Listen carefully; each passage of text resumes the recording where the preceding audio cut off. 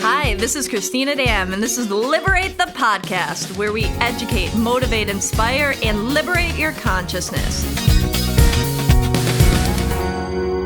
Hello, everyone, and welcome to another episode of Liberate the Podcast. My name is Rebekah Muir, and this is Cristina Dam, and we're going to reverse roles today. I'm going to interview her, even though she is normally the host, in case you haven't seen any episodes yet, because today we're going to be talking about how to take action even when it's hard, or how to take action toward your dreams even when it's hard. And she's really good at this, and I feel like there are more people in the world that struggle with this than are innately good at it. And I'm one of the people that struggles with it. So this is why I've never been able to, I couldn't do a podcast on this just myself, but I'm here to get all of Christina's secrets on this. So welcome back, Cristina, to your own podcast. Thank you. Thank you for having me. No, I mean, I don't know if it's, if that I'm really good at it or if I just have hard head. Well, it's interesting because, we could all have hard heads, right? Hard heads to say, oh, I could never do that. But there's something in you that sees possibility.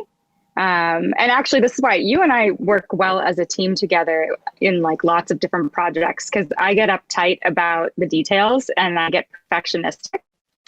And sometimes it's not that that's bad all the time. Like, it's nice to have a little bit of that, but I can be too much that way. And so you and I sometimes are able to find a balance because you are able to take chances on things. And as I like to say, like, you swing the bat, right? Meanwhile, I'm like standing at the plate, like waiting for the perfect pitch all the time, or like practicing forever and ever and ever until I think I'm going to finally swing it right. So what is your, like, if you had one thing to start off and kick off with and say, what is it about you that makes you see the world this way, that a possibility rather than fear? You know, I think that going through, I mean, I've been this way even when I was like a kid, right? You know, so I think that there's certain things, that characteristics or belief systems that get installed into an individual for whatever reason at different times in their life. And it doesn't mean that things can't change. They can, but I think that I started reinforcing, and I would just try to think about something to do and then never seen a reality that it's not possible. I live from the premise that there's always a way and that anything is possible. And that, you know, and then I had to work through things, and I'm still working through many things in times that say it's not about, you don't need to have it right, or you don't need to do everything yourself either, right? And so that there's a part, I think, what the paralysis that gets most people that I see in clients and people that I know, friends, family members, clients, is that they feel that they need to have all of the answers or have it be perfect in order to take the first step. And, right, you know, but that's the whole thing of life, is like, if you can view life as a game, you would never feel in a game that you need to know how to play it perfectly. Like, you're playing it to play the game, right? And I don't know, like, I feel like I'm still a little kid in a way that I look at everything that way, from that sense of like wonder and awe. And I'm like, okay, I'm just playing a game, you know, maybe I become good at it. Maybe I don't, maybe I learn something interesting, but it's not, there's also, you can't look at that the results have to be a certain way, right? Because that's the other thing that I think that people have, that one, they feel it needs to be perfect, but then the flip side of that is that there's an attachment to how the outcome should be, right? And there's attachment to an outcome in general. There should never be an attachment to an outcome, because at the end of the day, it's about the process of doing it. It's not about what the results are. It either works or it doesn't work, or it's anything in a million options in between.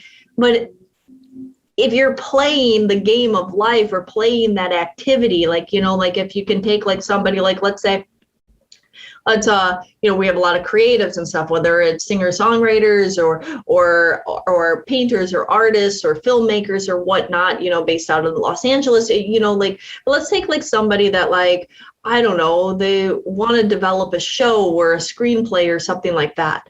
If they get so attached that it has to be perfect in this thing, they might not even start. But if they just enjoy getting lost in the world of that character development and creating and writing that story and sitting down and, sipping on tea or coffee or wine and having candlelit and just doing it. If you love what you do in the moment that you do it, does it matter if that ever got turned into a movie or not? Does it matter if it ever, if you had this beautiful experience to get there, and then you're learning and growing. And I think the biggest thing that people that I see that do things is they have a thirst for just growth. And experience. They want to experience it. They want to live moment to moment in that energy, no matter what. Yeah. That's so powerful, because I'm exactly the person that like the example that you gave about like the film or the record has to be like this, the song has to be like this. Like I used to be such a disaster with that kind of stuff. Because for anybody that hasn't met me before, I was a musician, or am a musician still, but was a professional musician for a really long time. And so I would always get in my own way, right? And I wouldn't start projects, or I would be sometimes difficult to work with because I was so rigid about how it had to be. And so that's super powerful. And I'm really curious what your opinion is, because you said that since you were a kid, you were always like this. Like do you think this is an innate, like a gift that you were born with, like having the personality type or the soul imprint, or just being the type of person that sees the world this way? It's like part of your magic or part of your gift. I do think that, like everybody, like I said, you have different experiences that shape you, but then there can be changes to that shaping that go on, because I've seen people that have been, like you said, you've become a lot less rigid and you just start taking more hits and swings instead of waiting for the perfect pitch, right? And so everything is fluid, and it doesn't mean like we all have hurdles in life. It's part of, like, at least within my belief system, is that if you're not growing and experiencing and creating and rubbing against friction in your life, you're not moving. Like motion is friction, right? There has to be friction for the tires to move you forward in a freaking car or anything. And so if you're going to move forward in life, you're going to face friction. And I think that there's like this type of like belief system that everything has to be perfect and designed to be perfect. I think I like you'd be so bored with life if everything was just like completely easy and it wouldn't push you forward. So even if I can say, okay, yeah, I dreamed big and I tried different things, it doesn't mean that maybe I had my own other hurdles that, because each thing needs to be a recipe for creating what quote unquote different people achieve as success or accomplishments, right? So, I can't just swing, and then like maybe I have this other huge issue that prevents me from ever receiving or ever running, right? It's like, oh yeah, if I just swing, but do I ever get to first base? Do I ever get to home? Like how am I in those other areas? And so I do think that I was born with this, or my inhabitant of experience, whether, born, whatever, but the course of, I grew up in a family that I was the youngest of 6 and my parents were kind of checked out. My dad worked second shift and my 2 sisters above me were kind of mean and not really involved in my life. So I was, just kind of raised myself in a way, I was just like, okay, I lived in the middle of nowhere with surrounded by farmland, and we had a barn in the back, and if I just had to figure out ways to entertain myself, and I constantly dreamed. I remember taking this pallet one time that I found up the street at this like warehouse area thingamabobber. And then I went to the gas station and I found old empty milk jugs and things like that. And I put it underneath because I was like, maybe these float in water. So if I can put a whole bunch of these underneath this a pallet, maybe I can make a raft to go in the lake behind our house. And, like, it would just be like, how do you think about doing something? It's like, we don't have a boat. I want to go out in the middle of the thing. It would be cool to explore. And okay, well, these float, this does this, let's put it together. If it doesn't work, who cares? But that's how I lived as a kid. I built a skateboard ramp in the backyard because I used to always skateboard. And I took all this like old lumber and I designed like a quarter pipe when I was 12 years old in the backyard so I could skateboard down and go over jumps. It was just like what, when you think outside of the box, I think it's a muscle. And the more you think outside of the box, the more you realize that every time you do that, you figure out solutions to your own problems. And then you realize that there's never a solution that doesn't have, or there's never a problem that doesn't have a solution, right? There's never a problem that doesn't have a solution. And it might take you a while to get there. You might need to bring in other people to help and assist with that, but you can figure it out. And that you work that muscle, and then that becomes so strong that you never even think about not, That's so powerful. And like, that's so for me, being somebody that struggles with all the things that you've either innately good with and also have worked on to reinforce, right? So because obviously you've spent a lot of time, like you're in the industry of self-help, so we all start with ourselves, right? Like but yeah, I mean, like for me, I have to remind myself about the solution. And I know we've had a lot of conversations even at Liberate in the past being like, I'll forget there is always a solution. Like I'll forget that. And I have to like, that's one of my things. I'm like, oh yeah, like solution focused. What is the possibility, or what are the possibilities, or what are the creative solutions that we could have for this or that? So that's a really powerful way to think. It is, but it's also like, understanding and looking at like the way that you're more naturally is the way that I need to start to learn more too, right? This isn't about one being better than the other. Like details and being focused on really perfecting something is deep diving into something. It's understanding it on a level that is more advanced than most, and also that's where mastery comes from, right? We need a balance. We need a balance. And it's like, okay, yeah, if you just keep on swinging at things and randomly, yeah, you might hit some balls in the park. But if you like really want to focus on like, I want to learn to master how to hit in that direction and go right there and know, that takes focus, it takes discipline, it takes stillness, and it takes time, right? And that's probably one of my biggest like deficits that I'm learning, especially as we're opening like this new location right now, is that in the past I sometimes would jump in maybe a little bit too fast without thinking or planning anything, and then you're a lot of times left cleaning up the messes, right? You need to jump, and jumping is good. But sometimes if you jump without a little bit of aim, you could be, I don't know, you've been there and done it with me, so you understand.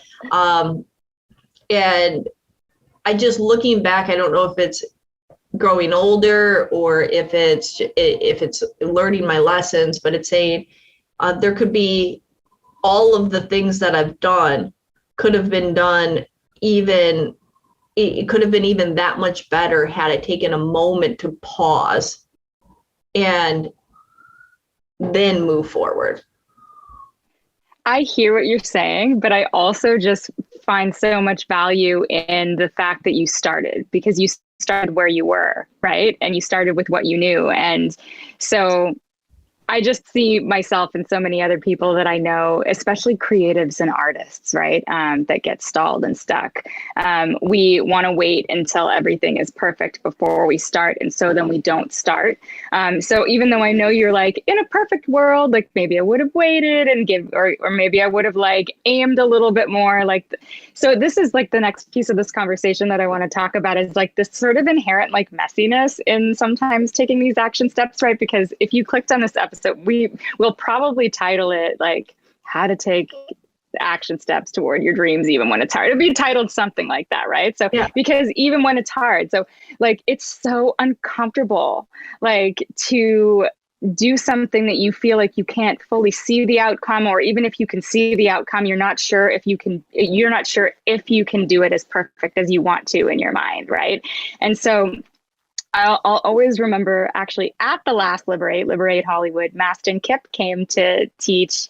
And he was talking about, you've got to be uncomfortable. You've got to be uncomfortable. You've got to be uncomfortable, because like, if you think you're gonna work towards some kind of dream or work towards some kind of goal and that you're going to have it all figured out before you start, like you'll never start. And so, and then this is the kind of thing, like I hear him say that and I'm like, oh yeah, that really resonates. And then I like immediately forget everything he says and go back to my like asleep state of perfectionism that's so subconscious. Because a lot of these programs, like, you're a hypnotherapist, right? So they run subconsciously. So you get like your subconscious mind will like sabotage you before you even start, and you don't even realize you're asleep. So you have to kind of like, I have to kind of work at it and keep reminding myself of these things. But, he talked a lot about the school systems that we're raised in, and how in like, kindergarten or elementary, even high school and even university, it's not like the real world. So we're given a textbook and we're told to study and memorize things. And then we're given a test and we're given all of the information before we start. And we're supposed to like just memorize what it is and write it down, and it's either right or it's wrong. And life is not like that at all. You actually have like none of the information a lot of the time before you start.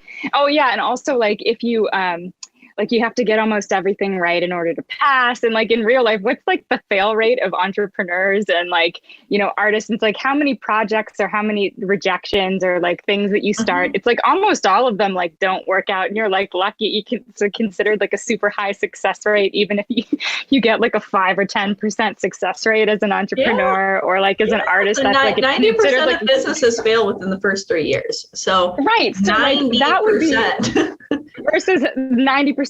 And we think in our minds we have to get 90% of things right in order to get an A, right? And so like think about how weird that is like the systems that we're raised in, I think at least in the West, or like the colonial systems that we're raised in a lot of the time, like we have to fit into this. But it's just it's such a different way of operating than we realize. And I think a lot of us, and myself included, have been super asleep to that. So yeah, I'd love to hear more of your thoughts on that in particular too. And if you think that like our culture has a way of keeping us, or just the comparisons or the perfectionism in our culture has a way of like sabotaging us. Oh, definitely. I mean, I think that the whole way society, it what it is that we really live in a society that operates on fear. And in that, this fear and negative of what can go wrong, you're bombarded, right? You turn on the news and it's all these negative news articles. It's things that are happening that, people are scared of this, scared of that, scared of the possibility of what could happen or what's this. And they look at everything first from the negative and then try to merge the positive into that, after. It's like, first, let's look at everything that could go wrong. And then let's now try to see it as hopeful and the possibilities and work through it. Well, that's like trying to train a dog with just yelling and negative reinforcement. Everybody knows that, well, not everybody, but a lot of people know that reward works way better for conditioning of the mind or animal behavior and animal training than punishment works, right? But we almost are starting from a punishment society, then we're trying to find the reward in it, right? And it's like we're trying to be good enough, not just trying to succeed, but like just trying to be okay. Trying to be good enough, trying to make sure that we get somebody else's approval, or that we don't do something that's going to upset somebody. How many times do people do that? Like, I'm going to do this because it's not going to upset them, or it's not going to, it's like this interesting mindset. And then you talk about the school systems and the different things and society. Like, yes, I 100% agree with you on all of that. So we're set up with this position, and it's not teaching somebody to dream and to trust. And I think that that's the biggest thing, is that there's a lack of self-trust that is happening over and over again. Because if you truly trusted yourself and you let go of all of the meaning making machine that you mean about like it, you know, if I did this and it didn't work out, that means I'm a failure, or this or that, or I can't face people. Or if you're needing it to go a certain way and the outcome to be this ripple effect to lead to this certain outcome, or you're fearful that this incident or that could happen along the way, what are you really saying? You're really saying that you don't trust that you can figure it out while you go through it. You're really saying that you can't trust yourself to learn as you go. Yeah. And if we step back and we step back into ourselves, and we stop taking ourselves so seriously, and we know that we started out not knowing how to speak. Some people speak many different languages. They walk, they talk, they ride, they play all these skills. Like, at a different point in your life, at everybody's point in their life, it was okay for you to learn and grow, and you trusted yourself that if you put yourself into a classroom or a course or whatever, that you didn't need to know all the answers, and that you could figure it out and you could learn, and that you believed that with effort and energy and, you know, time, you would learn and you would grow and you would trust that you could do something. That's the biggest thing that's missing, is that went away. And I don't know where, and, you know, I feel that the more that there's fear, the more that is, you know. I don't trust that I can be healthy. I don't trust that I can do this. I don't trust that I can figure out a solution. I don't trust that I'm going to be okay if I don't live here, or I don't work at that job, or if I don't have that relationship. That's what's running the show. Yeah. And that's taking up 90% or more of the energy. That prevents people from taking those leaps. I don't trust that if I don't have this regular paycheck that I'm going to be able to pay my bills.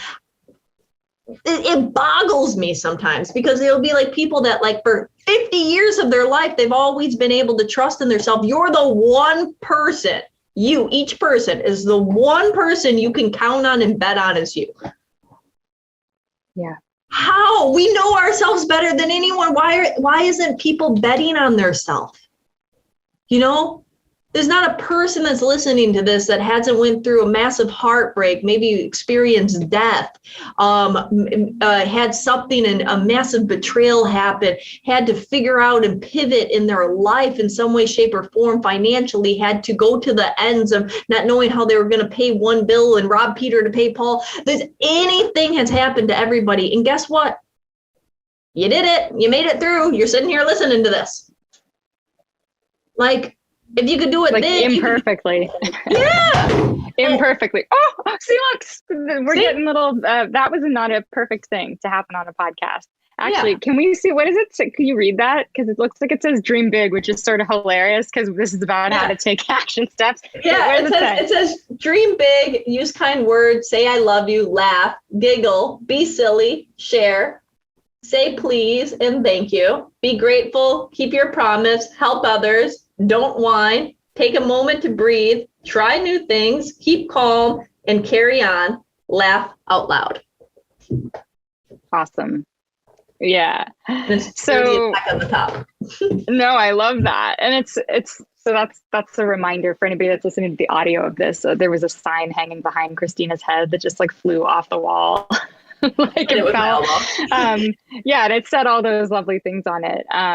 But I love the try new things. And so a lot of what you're saying too sounds like it has to do with basically like you saying people don't trust themselves.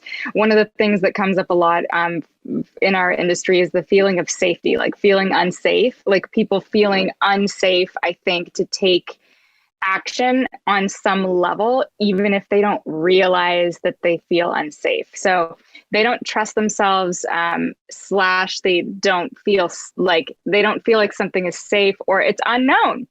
Like they don't know what it's going to be. So, which is really, for somebody, go ahead. It's ironic that I see this a lot, that people get like this, they get worse the older they get, right? And more trauma. More trauma, more pain, more disappointment. But sure. But when you think about it, how much more do you know? How much more life experience do you have? How much more resources and connections do you have at your disposal? But, when you didn't have anything but to move forward and not know the unknown because you didn't have life experience, you were more courageous as a kid or a young adult, or, and you would take risks. And you feel that somehow people in their mind feel that the older they get, the risks are greater, when actually the likelihood of it not working out is actually less. So you're actually less risky if you take risks older in life, because you have more wisdom, time, knowledge, resources, experience, you're in a space. Yeah. Yeah, that makes a lot of sense.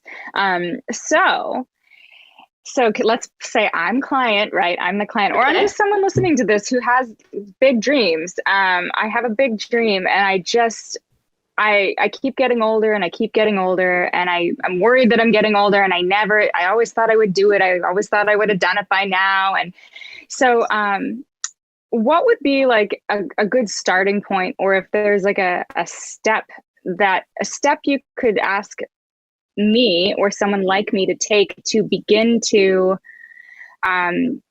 begin to shift out of like my sort of avoidant state. Like we'll say I'm avoiding, or I'm just waiting. I think I'll be more prepared later. I think I'll do it tomorrow. I think once I have enough money, I'll do it. Once I lose the weight, I'll do it. Once, blah, blah, blah, right? A million excuses. Mm-hmm. Or maybe when the economy improves, I'll do it. Or maybe when I finally have that partner, I'll do it, right? So like, what would you say to me? I'm not moving towards my dreams. I'm just sitting here making excuses, but I'm not even aware I'm doing it. It's like super subconscious. Yeah. Right? My nervous system is doing it for me because I don't feel safe. So I just am like distracting myself, and I'm like, okay, well, in the meantime, I guess I'll just go have a glass of wine, or I'll make something to eat, or I'll do whatever. Right. But because I'll start that tomorrow. I'll start that diet. I'll stay comfortable. I'm going to stay comfortable. I'm going to stay safe. My nervous system, or my lizard brain, is trying to help me to stay safe and not be exposed to discomfort or potential peril, right? So that's all going on, and it's totally subconscious most of the time. And periodically I get frustrated because I realize it's going on, and I wake up for 2 seconds and then I go back to sleep. Yeah. Well, one of the biggest ways that people naturally change is when the pain of staying the same is worse than the pain of the unknown. Right. So it depends, there's a couple different ways to go about, one of the easiest ways is, I think everybody knows one thing they can do if they're really true to themselves and honest with themselves that would make a step forward. Whether it's sending a certain email to a connection that they once knew, whether it's asking somebody for help or support, whether it's, signing up for some kind of class or certification, whether it's redoing their resume so they can apply, whether it's signing up at a gym or booking a personal training session, or, whatever the case is. There's one thing that has been sitting there that, we're not stupid. We know what could be the possibility of pushing us forward. And it might not be the whole key, but it's part of the key. And you say, if not now, when? And why not now? Right? It should be the second question. And, so with that being said, it's just take that step. One of the easiest ways to help somebody take that step is because they often make it so big in their mind that it becomes unmanageable. Is you do a process called chunking down, right? You say, okay, well, what does that really involve, right? So let's say if somebody's like wants to write a book, okay, that 200 some pages might seem really intense, right? What does that really involve? Okay. Well, it involves figuring out what my 12 chapters are going to be, or 10 chapters and this, that, and all the topics and that. Okay, well, what does that involve? Okay, well, then that involves figuring out kind of the outline and this. And well, what does that involve? Well, what if we just started with one chapter? What if we just started with one step, right? And then when you really get smaller, what is it? Is it taking a pen and writing some words? Is it taking your fingers and touching some buttons on a keyboard? Because is that really complicated? Is sitting and putting some fingers on some keys. And when you allow yourself to move it to the smallest module of something as simple as taking your finger and pressing a button over and over again, you realize it's not hard. Nothing in your life is really that hard. I mean, maybe if you're like really pushing your body to the extreme and becoming a professional athlete or like training for a marathon or something like that, yeah, maybe physically that's going to be a little taxing on your body. But I'd say 99% of the shit that people want to do does not involve too much difficulty. Right. It's not like actual backflips or it's literally when you break it down and you see the simplicity in just taking the first little step, you realize maybe you can begin that. You're not so overwhelmed. If you have, I mean, I've even been guilty of this. Everybody has it different times. If you let your laundry build up and you have 10 loads of laundry to do or something like that, it seems like it's so freaking like, oh my God, so much laundry. I'm just going to avoid it and close it in my closet, right? Mm-hmm. Mm-hmm. Well, what are you really doing? You might be sorting the colors from the whites and then you're plopping them in a machine, pouring some detergent, and pressing a button. Like, exactly. Is that really hard? I want people to really get this. Like, I'm not diminishing anybody's goals or what they're wanting to achieve. And I think that I want to really emphasize that. But the process, the steps, I guarantee are not difficult. And when you see it as such, you start to allow yourself to take action. So that would be one step. Chunk it down, see what's actually there, and just do those little baby steps. Don't look at the whole thing. If you just keep on looking, then you have to write 200 some pages for a book, you're probably never going to do it. And even if you're overwhelmed with the 12 chapters, one chapter, one paragraph, one thought. 5 minutes of writing. I'm going to write for 5 minutes or whatever it is. And I just want to go back really quick because there was a powerful first question you asked even before the first step, right? So it was, why not now? And I just didn't want to like blow over that because, or what was it? If not now, when was actually the first question, right? And so like that, if I could remember to ask myself that more often, I think that would actually help me. And then, so if not now, when, and then why not now? So those, if we can get into a practice, maybe, because it's going to be a practice, you will forget. For whoever's listening to, if you're like me, you will forget about this. You just have to get into a practice, maybe of reminding yourself about these questions. And then the one action step of something that might seem simple, but it's really like pulling a thread. It's starting to pull a thread and then it begins to shift something slightly and things do move. They do begin to move from just that one little thing. Well, and then let's think about this in a second, if not now, when? This is our life. This is our story. Do you like the way that it's playing out? I mean, we live in this false illusion that we think that we have so much time. And I think one of the easiest ways to kind of shake your mindset is to look at it as far as maybe in days, right? You know, like if you looked at like the average person, let me double check my math on here, but I believe it's about 30,000 days. So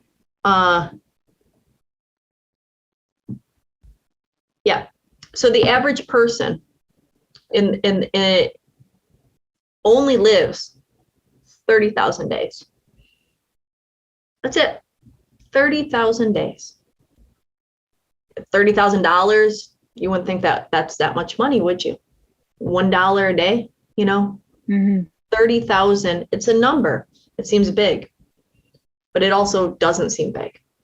And then if you want to say that you're already 20, 30, 40, 50 years into your life, how many days are left? You know, 15,000, 10,000, 5,000 days? Does it seem like that much? If you knew you only had less than 10,000 days left to, you know, when you look at it from a perspective of saying each day is valuable, each moment of my life is valuable. And I'm here to have a journey and an experience, and you get to make the choice of say, are you just along for the ride? Or are you saying, fuck yeah, you're going to play it full out? Yeah. You know, and are you really playing it full out by delaying what you want to do? This doesn't matter to anybody else. And when you keep on letting everybody else's opinions control, the desire for you to do this is all for you. This does not matter to anybody else. But what's the irony of that is you let everybody else's opinions or perspectives prevent you from even doing what it is you want. But if this was your story and you get to shape it and you put yourself back into control and you say, these are my days, you know, did you really a metaphor I sometimes use in hypnosis is like, you suit it up, you're here, you're in the skin suit, you know, and are you just going to sit on the sideline and watch everybody play the game? Woo! You know? Yeah. But that's what we do. That's what so many people do. They went through the motion, this and that, have these dreams inside, wish they could fall in love and have this beautiful life, wish that they could, you know, like let their creativity come out, have these passions to tell stories or to create things, want to really like wonder what it's like to sculpt or to paint or to travel the world or to whatever it is that's important to you. It's important to you for a reason, and this is your story, you know. So like it's like it's your story, live it, you know. And then if you're sitting there and you're just in the skin suit looking at everybody else playing their life, there's some of you that decide that you're going to step your toe in. You tap somebody in, you say, ref, let me in, or, you know, coach, I'm ready. And then you go out there and you're like, it's like, are you playing the game? You're on the court, you know, you're in the court. You can, you know, like stop being distracted by everything else. If you're going to do anything, be in the moment of it. And I guarantee you'll experience more love and joy in your life. If you just say, if I'm going to eat, I'm going to actually enjoy my meal. If I'm going to watch a movie, if you go to the movie, I mean, maybe a lot of people aren't going to the movies lately, but if you go to a movie theater, you put down your phone because you paid to go and you want to have the experience.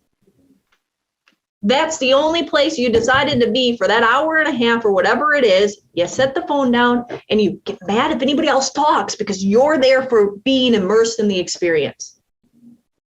Yeah. If anything you do in life, that should be how you operate it. Because if it's worth having a conversation, if it's worth doing something, if it's worth whatever, and we're all guilty of it. We live with these fucking distraction devices everywhere we go. But the more you can do that more often and say, I'm here to play. And I'm sure any of you don't have to be athletes. It can be a board game. It can be anything in life that's a play aspect. When you're fully in it, you enjoy it more, but guess what? You also perform better. Like Rebekah, you're a singer. Like when you're in the zone singing, not giving a fuck about the audience or anything else, aren't you just like, whoa, like and doing some of your best performances? Completely. It always takes a minute to shut your brain off, but once you're singing, or once I'm singing, I go somewhere else. And so what are your favorite practices for this? Is there a practice like to try to stay in this mindset? Because I feel like you said, it's easy to go asleep, right? So certain practices, like I know you're in business. Actually, let me back up, because I want you to tell us what your favorite practices are. But I feel like for anybody that's listening to this, I didn't give like a huge backstory on Cristina. So she, is multi-passionate entrepreneur. She has a lot of projects, and she started really young. And the latest example of somebody who swings the bat is that, we lost our Hollywood shop, or she lost her Hollywood shop in the pandemic. And we're all a family, but it's your shop. And that was really painful because you put a lot into it, right? And you swung the bat opening that shop.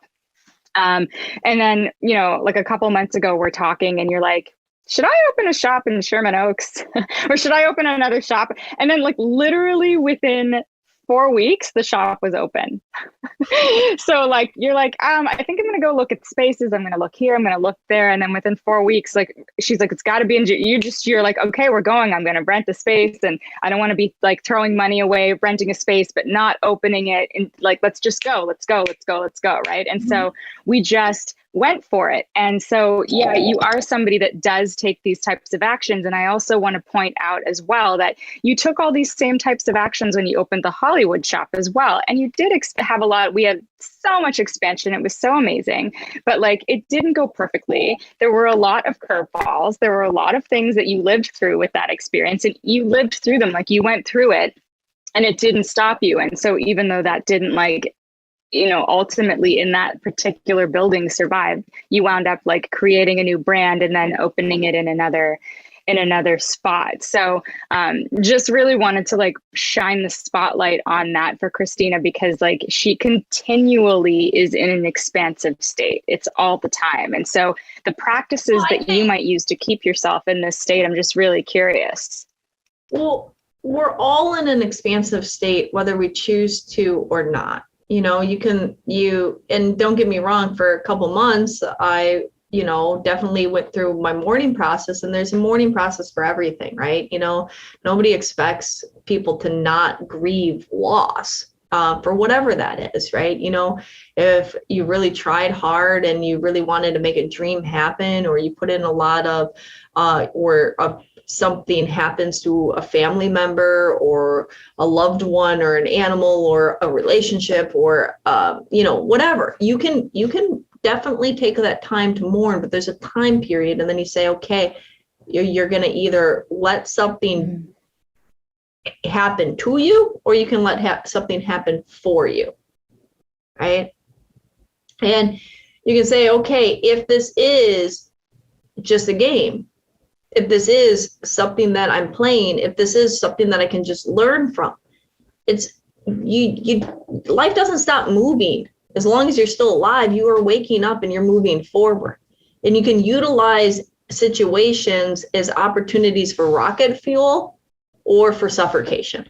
And so it's a choice. You have a choice every day. And so one of the things is that you have to get yourself out of your monkey mind and the state. I think that the easiest way, and one of the practices that I'm constantly working on in myself, is changing. You're going to hit certain plateaus in everything you do. And if you don't make a change in your behavior, you're probably not going to make a change in your mental state, So I think one of the things that I like to do is I always say it starts with your health. When you're out of alignment in your life, in your energy, in your whatever, if you're depressed, if you're this or that, most of the time, in my experience, I find that it's your health. So if you can start like shifting and saying, can I start cleansing? Can I start like working on myself? Can I start taking some vitamins and supplements? How do I become healthier just as a physical being? Right. And so for me, a lot of time is I like to also think a lot, maybe a little bit too much, and maybe it's my blessing and my curse. But hiking has always been one of the things for me. Physical activity in some way, shape, or form, grounding back into Mother Nature. Now, people can use that by, my recommendation, maybe you don't live by mountains or it's cold out in your climate or wherever, but you go for, meditate, take a step in, go for a walk around the block, allow yourself to do whatever it is that puts you into a space where you can just pull yourself into being in the moment or an environment or centered. Because it's in that centeredness that you start to realize that you're okay and you're whole, and that circumstances aren't defiance of you. And then you say, okay, what's next? And then you start making those steps. And then one of those little things is like, okay, I do that chunking down thing. This isn't really that hard. This isn't really what really is needed here. What do I really have to do? What do I really have to do? And then it doesn't seem like, to somebody, it might be like, so many people come into the Sherman Oaks like, oh my God, this remodel happened so fast and I can't believe you're open. And like, when did this place pop up? And it's like, but it wasn't that complicated. Like somebody can say like, that's complicated. You open this center and you did all these renovations and you did, it's filled and there's new employees and all this stuff. But what was it really? Hiring a couple contractors, ordering a couple things on a computer and having them delivered, unpacking and putting some price tag. I mean, like literally, like when you think about it, it's one thing at a time. One thing at a time. It's so interesting too, because before we hopped on this Zoom meeting for the podcast, you were like, everything's going so great. Like things are just working out. And so like, this is a point of that, even if you do have some challenging times or something you would consider a failure, right?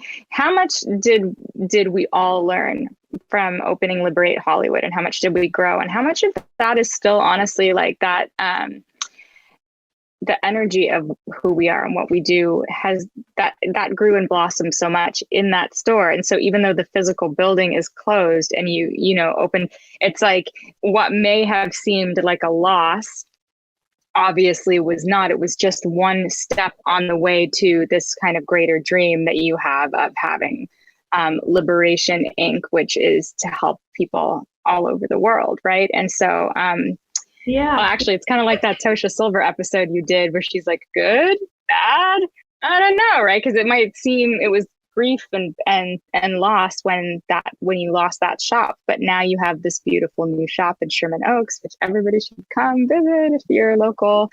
And things are suddenly going so smoothly, like I could not come with compared to it's not that they're going necessarily so smoothly, but one of the things, one of my lessons was, are things really that bad, right? Or is it your perception of how something is? And it's how you react and respond that creates the outcome. So, I mean, it's not like, even in this place, it's just like, okay, we can spin in the drama, or we can just say, what's the solution? Yeah. And, I mean, I had starting out, I'll just say, like, the first contractor that came into the Sherman Oaks location, he threw out his back, then I couldn't use him. The electrician that showed up on the job cut his finger almost off, I couldn't use him.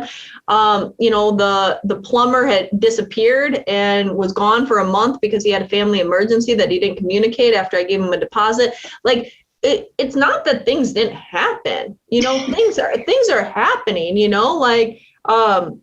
there was, even just yesterday, I had all my bank accounts frozen for something that shouldn't have been. And all of my bank accounts just got frozen, and I could be like, God.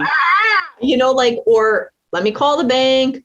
Let me call the things. Let's see what the incident is. Okay, this paperwork didn't get filed correctly. It's just, okay, it wasn't that big of a deal. It's like, I can stress out about it, or I can say, how do I hire another electrician? Who else can do this plumbing work for me? What else? How does the show go on? And I think like the people that are in like drama, like live performances, you figure it out. You say, how does the show go on? Must go on. Yeah. Yeah. This doesn't work. This mic broke. The situation happened. This person didn't show up. This person's puking in the back. Okay. But you figure it out. And you don't frequently like this. Yeah. You don't have time to dwell on the problem. You just go.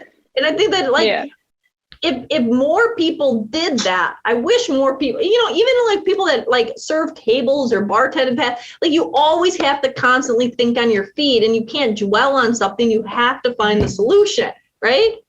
And you have to find it rapidly. And if you treated that like life, and because I think it's the dwelling in our minds that suddenly create all this misery. And like when you chunk down the problem, it's really, what is it, a call? Okay, it's this. There's nothing I can do about it other than do these steps. So, okay, so people can't cash their checks until tomorrow. I'm sorry, like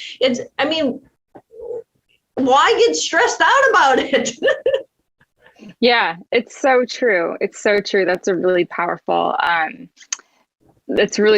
reminder, because I'm like, oh, everything is going well at Sherman Oaks, but yes, this is just the daily, things happen and you just kind of keep going. And so to not expect that everything will be perfect. And one of the things I wanted to just touch on, which I find in the spiritual community, people are often talking about things being meant to be, and they're looking for signs. And so sometimes they think that if like things go badly, or there's a mistake or an obstacle, that something isn't meant to be, and they will shut things down, or they'll use that as an excuse. I love that you're laughing at this right now, because it like couldn't be like more opposite of the truth, right? And so I am guilty of this constantly. Like I have to, because it's like we're meaning making machines. We're always trying to like make meaning out of everything that happens, and it's like sometimes we don't know why things happen, but if you look back at all these different success stories of like famous people and like, or everything, like so much stuff went wrong and they just kept going, right? And so I love this as a reminder. You're like, the electrician almost cut his finger off, and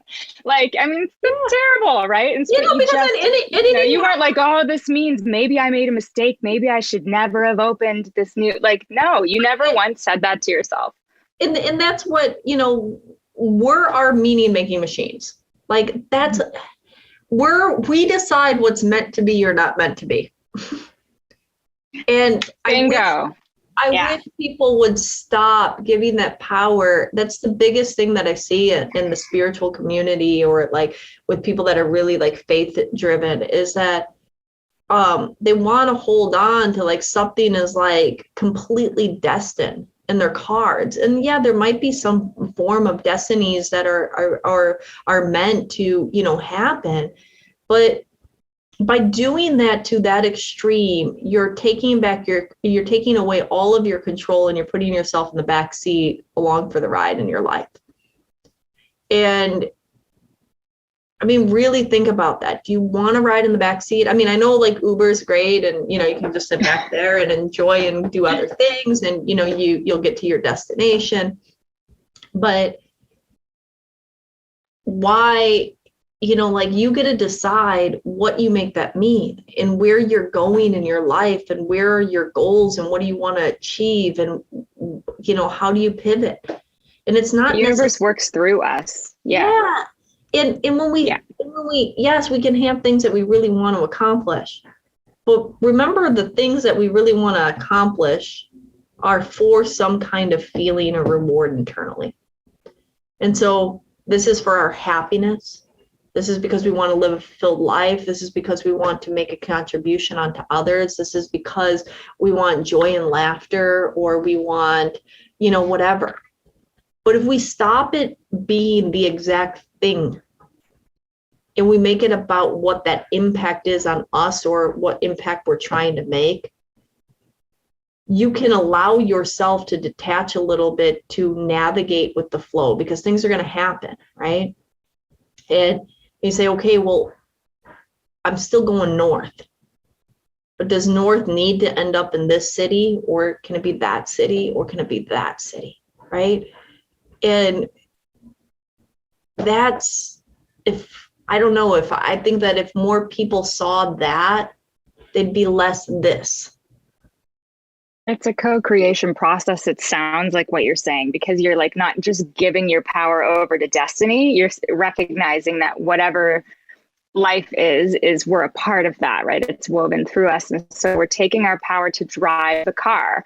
However, also recognizing if there's any sort of trouble, you can also like allow yourself to just move life and a little bit the process that somehow something outside or bigger than yourself maybe might be able to carry you through certain things, or there's a certain wisdom on the other side of that you might be able to see later that you can't see now. So it's like a dance, Yeah, but when people just be like, oh yeah, no, that didn't work out, so that meant that this person or this situation, like, I don't know, like there's so much of that it's almost toxic that it can really be.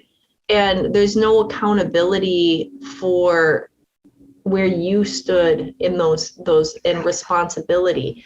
And like maybe it wasn't meant to be, and that's great to say that, but maybe what you went through, if you stop saying maybe it just wasn't meant to be, you can say, what was I supposed to learn from this? Or what can I, if you take away the supposed to, if you take away the have to, suppose, what can I learn from this?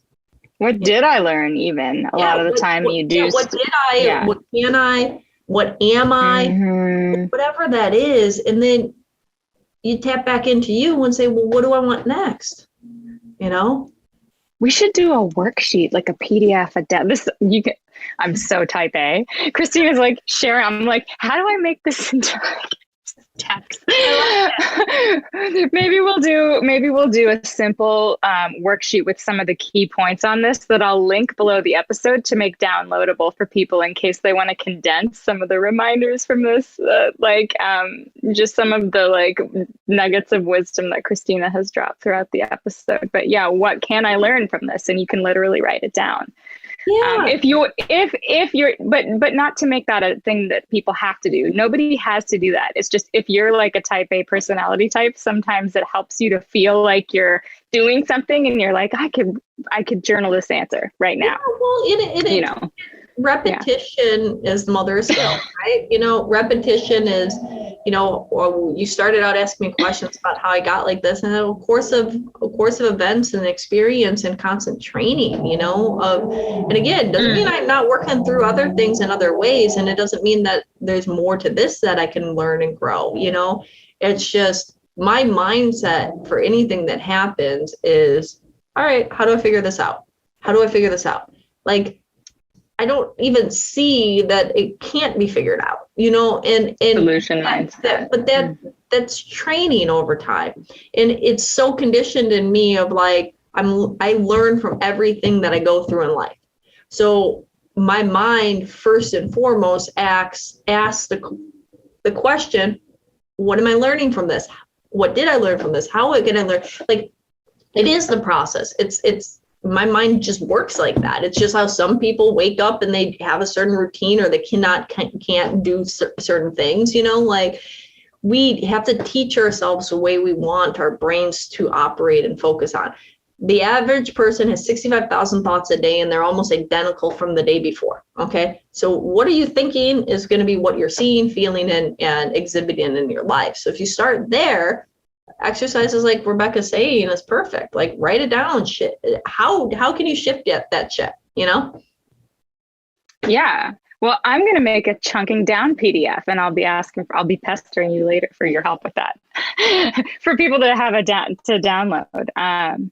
But that is amazing. And it is powerful, because we do, get overwhelmed with thinking we have to do it all at once, or at least I do. So I know I'm not the only one that does that. If I feel like I can't do it quickly or can't do it all at once, I will not start. So that's like a super valuable piece of information for me. And just remembering that it doesn't have to be perfect to be meant to be, right? And that to be able to just allow yourself to have that experience of living it which is the whole point. And also not being, I think in the beginning, one of the first things you said was not being so attached to the outcome, which I am. And I think a lot of people are, but also the way to detach from that is like, we just went through a piece of the conversation where we allowed ourselves to remember how much value came from things not going the way that we wanted them to go. Like all these different surprises, right? So like Liberate Hollywood, unfortunately, like being a loss, and now Sherman Oaks coming up, and it's like this beautiful new center. Just as one example, right? So it's like when Hollywood was ending, it might have felt like the end of the world, but now it's like a chance to kind of start over, start fresh, and like actually improve upon what we had before, right? And it's not to negate any of those losses or any of that grief, but there can really be like things going wrong or obstacles doesn't have to mean that it can't work out, or that you're not headed somewhere better than what you can even currently see at that point in time. So that's super big for me, because like I need that reminder tattooed on my forehead or something. Probably me and lots of other people, but yeah. We do get caught up. We're emotional creatures that fear rejection, and we want acceptance, and we are aiming for love, joy, and happiness. And oftentimes when things don't work out, we're filled with pain, we're filled with letdown, we're filled with remorse. And in that space of feeling that, we say we don't never want to feel that again. And then over the years, we become less and less courageous, less and less willing to take chances, because those wounds, we don't want to reopen them. Mm-hmm. But if we can look at them and not have them be wounds, and and be like, that was a beautiful experience that I learned this, and this, and this, and that. It was a great chapter of my life. If like you given the Liberate Hollywood example, if I kept on saying, it wasn't meant to be, I guess it was like we had all those roadblocks because it wasn't meant to be. The universe finally shut it down, and that's it. I'm meant to do something completely different, right? And that could have been right too, and I could have went off and did something completely different. But also what happens, and people do this with relationships, they do this with career stuff, they do this with business fail, okay.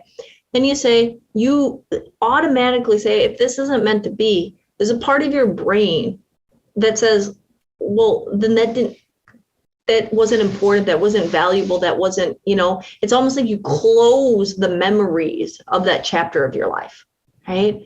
Yeah. And it's like, relationships for people, if they haven't had businesses, it's like, just because you dated somebody and it didn't work out, or you're married to somebody and it didn't work out, does it negate the 6 years, 10 years, 12 years, 6 months, whatever it was that you were with them, all the memories, all the experiences, all the shared moments, all of the, loving energy, all of the things that came as a result of that?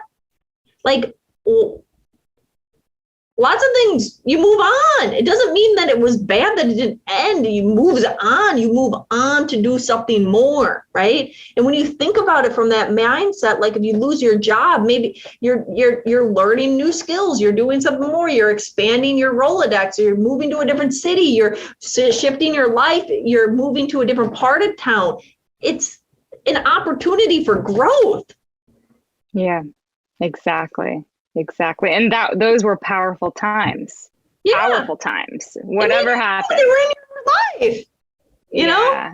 Like Liberate Hollywood, like, it had its pit bumps, but we learned, we grew, we cried, we laughed.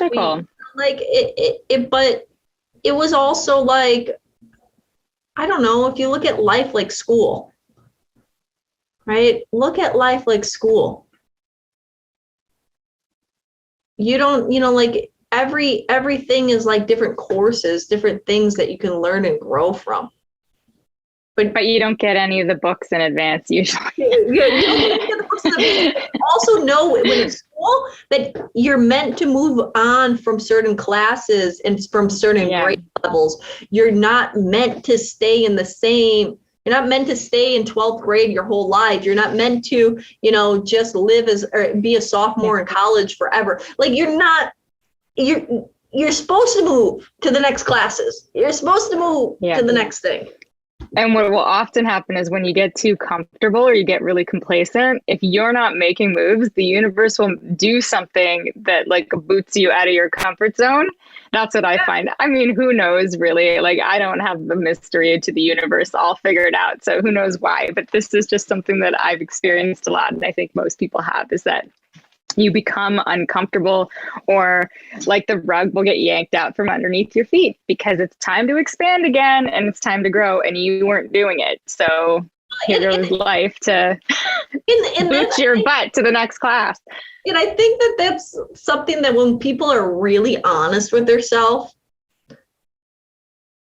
they see the change coming way before the change comes, and it feels like the rug got pulled from underneath their self, but really they're questioning it, they're wondering about it, they were, making, like, I don't think it just happens, most of the time. I mean, there are some things that just like hit you with shock. I'm not saying that doesn't happen too, but like, I don't know, like if, let's say you get let go from your job, where were you the few months beforehand? Were you kind of questioning whether you wanted to still be there?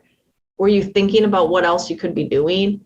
Were you, whatever the case may be, when a relationship ends, were you already questioning whether you really wanted to still be in it, or you could see a future with the person, or this or that, and then they break up with you and you're surprised, you're shocked, you're hurt, or like, or you know what I'm saying? It's like you get fired from a job and you're like, how could this happen? How could they do this to me? I was there for 12 years. Meanwhile, you've been thinking and talking to your friends after work and even your colleagues about how you really need to move forward and get a different job.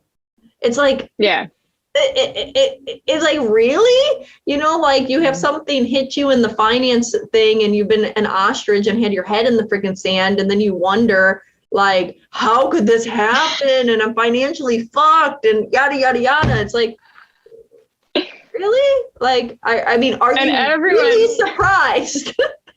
Everyone has that one area of their life too where they ostrich so hard, right? Like, that's what I would say. Like, there's, a certain area of my life where I've ostriched really hard. Like, even the healers, even people like practitioners being you, like, we're here to, like, we might have figured certain things out and be able to help people with certain things, but there'll always be some area where we're still like, where we still have our work cut out for us personally, right? So it's interesting. Yeah. I mean, it gets me. Like, people will be like, they negated their health for like years and, eat bad food, not exercise or take care of themselves. And then they're freaking shocked that they got diagnosed with something like a condition or an ailment. And it's like, you're shocked.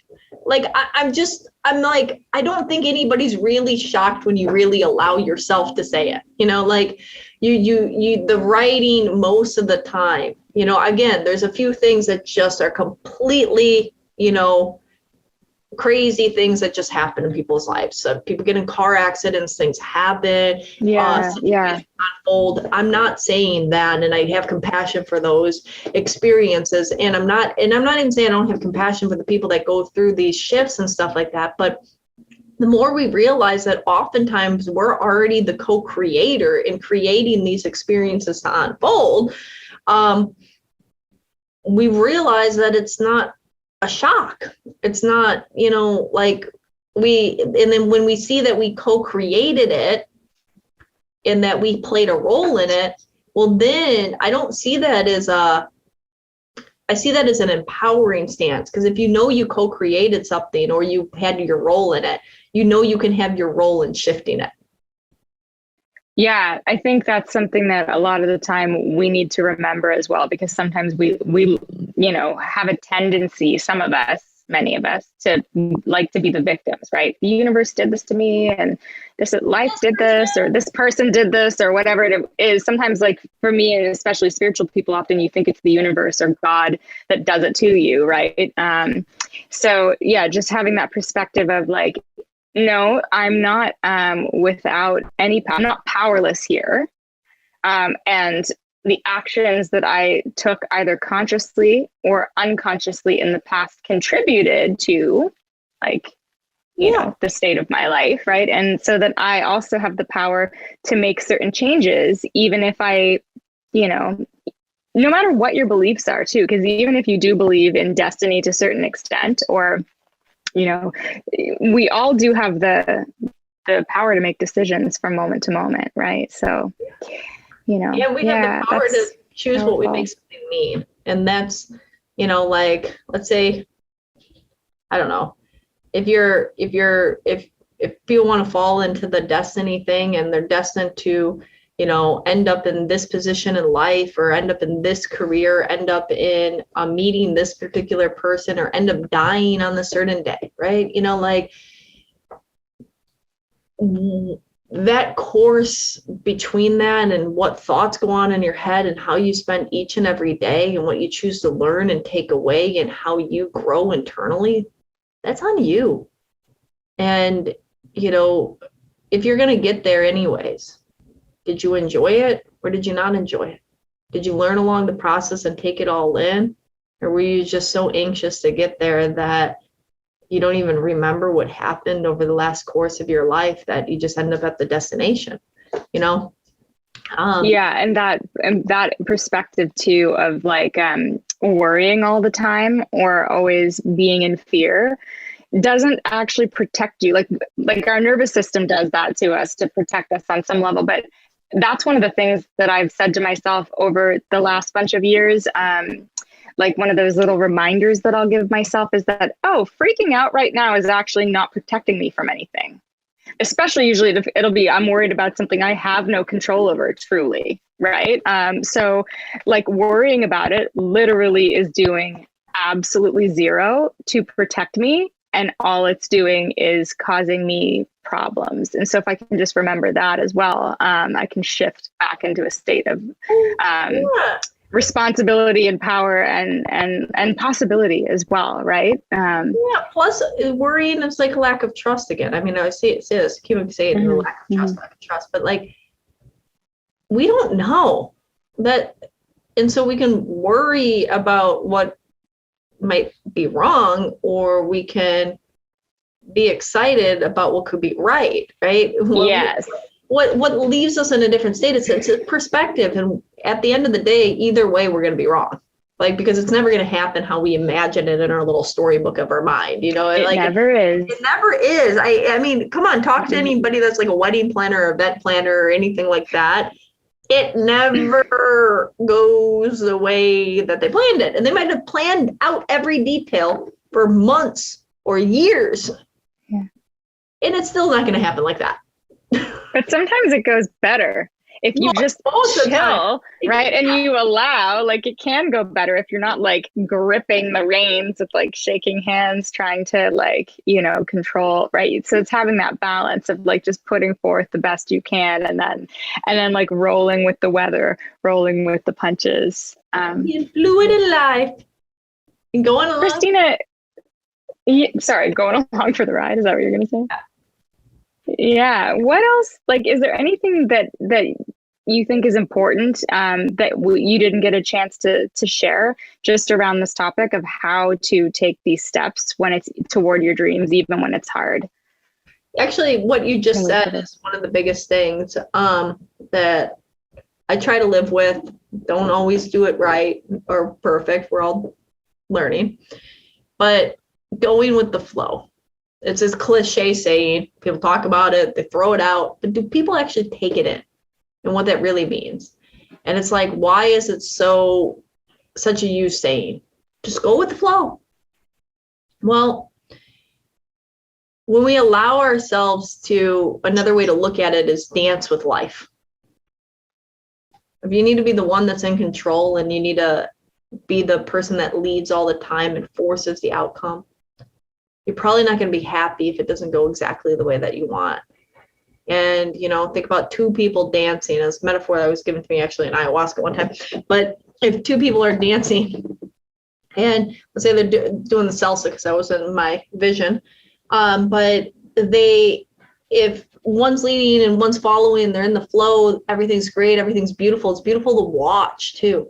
But the moment one person doesn't want to follow anymore and prefers to lead, and that other person doesn't want to follow, it becomes awkward. It becomes it becomes difficult. Their energy drains, and it's not fun to watch. you know? And if like God is an essence or an energy or the universe or even yourself in your life, like one, that's not fun to experience, but then also you as a person, if you were one of those dancers, suddenly you were just having the time of your life, and then now you want to get off the dance floor. You're in a struggle, basically. Yeah. And I think that's what happens most of the time with people, is that we create our own misery.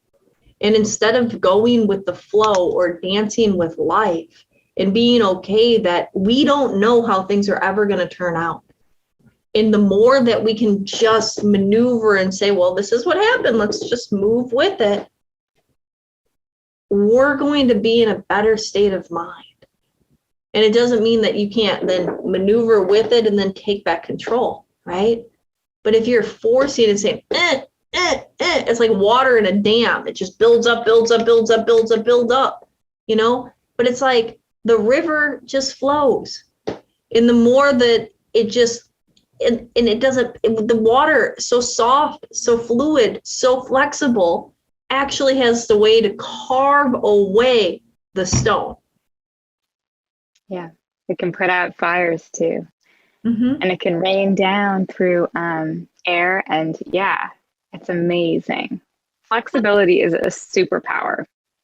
So I think in balance, of course. But yes. Balance. I mean, you don't want to be just so like, whatever, because boundaries are good, but you're in the dance. You're in the dance too. You're not just along for the ride. And, you know, so there is that balance, because this is your life.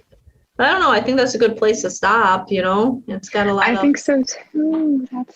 That's huge. I love that you used the water, because I was thinking that too. So this is a lot, you guys. I mean, whoever's listening, we did go through a lot, but there always is a lot. There's a lot to share and a lot that's been experienced over time. And I hope that whatever your dream is, you can take a moment to remember that and begin to open to possibility around it, asking yourself, if not now, when? Yeah. And why not now? And if not now, when? And also, yeah, we'll put I'm going to have a PDF that will be downloadable with a few summaries of some of the most powerful points that Cristina made, as well as just a little bit of a guide for the chunking down process as well, because that's like such a key tool that she says that she's been using. So thank you, Cristina, so much for walking us through like some of what is in the inner corridors of your mind, as someone who swings the bat and someone who makes magic, you know. That might be a little bit crazy, but I think we all are. And we all are. We're all just creating a story. That's the best way to be. Yeah. Have everybody remember, like, this is your story. This is your life. Your dreams, your visions, what you want to go and experience, they're important to you. So start prioritizing them, because someday might not happen. And think about 30,000 days. Don't need to say it in the depressive ways, but yeah, the 30,000 days, like, but 15,000 already away for most of you, at least. So you're done 15, if not less.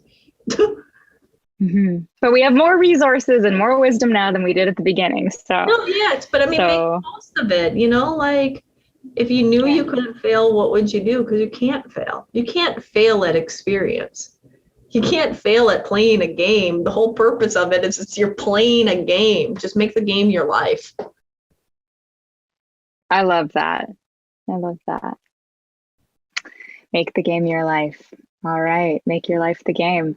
Well, thanks, Cristina. So, and I know you have limited appointments because you are so busy, but if people do want to work with Cristina, she does have appointments here and there for one-on-one hypnotherapy and NLP. And she does have a meditation still every Friday, I think at 10 a.m. Pacific, is it? It's free, right? By donation? It's only 1 to 2 Fridays a month. So check the calendar to make sure. Yeah.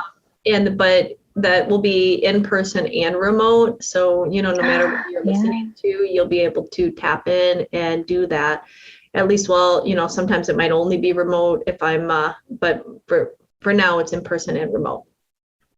Okay, and that's a hypnosis for abundance. So she is working with the subconscious mind and and financial. Let's make it rain. Let's make you rich. Let's remove those little ideas that say money's evil or rich people are bad or whatever is preventing you from having abundance, because abundance and prosperity are tickets to experiencing, helping, achieving, and playing. Freedom.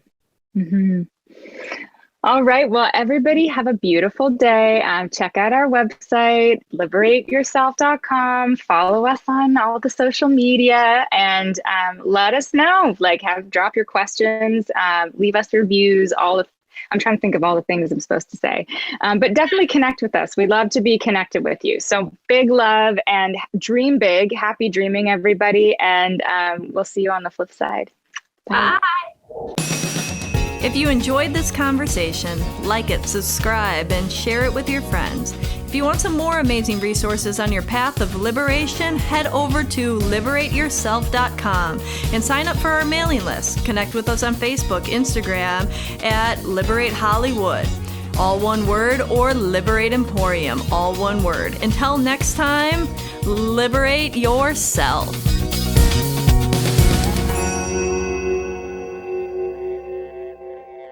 Hi everybody, I'm Cristina, founder of Liberate. This is our mascots, Miss Piggy and Mr. Chew. Liberate is like the Willy Wonka chocolate factory for spirituality. You might wonder what the heck that is. And so basically, Liberate is a place of sheer magic, activating and reigniting that magic into you so that you can live your fullest potential and most fulfilled life. When you walk through the door, you're gonna see magic everywhere you look. You look down and you see a crystal floor made with over 10,000 pounds of crystals. You say that's a lot, but I know I laid them and had to do numerous trips to the crystal store to buy more and more crystals. There's all of these beautiful magical gemstones that are activating and creating healing from the beneath and the surface. You see the tree of life when you first walk in. You go upstairs and every room has its custom sacred geometry mural in it. And then you notice that each of the rooms are labeled with different names of deities or archangels from different traditions and religions from all over the world. This is Liberate. Liberate is a space of union. Liberate is a space of creativity. Liberate is a space of expansion. And we're here to help heal you, transform, and help you rediscover yourself.